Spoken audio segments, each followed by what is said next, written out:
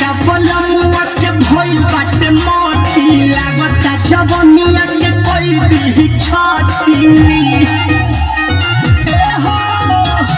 जानी का बलमुआ के भइल बाटे मोती लागता जवनिया के कोई दी छाती नहीं करेला काम जब करेला के काम लगातार करे कब कब रुक रुक करे हमर दिनो बालू साला धुक धुक करे हमर दिनो बालू पर वाला धुक धुक करे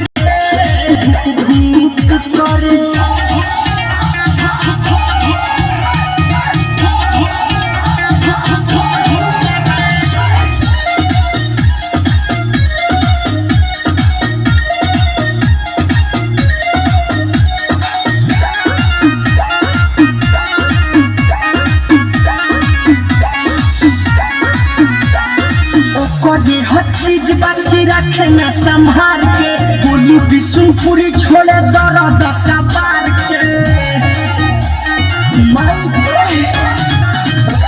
हर चीज बाकी रखे न संभाल के बोलू बिशुनपुरी छोड़े दर्द कबार के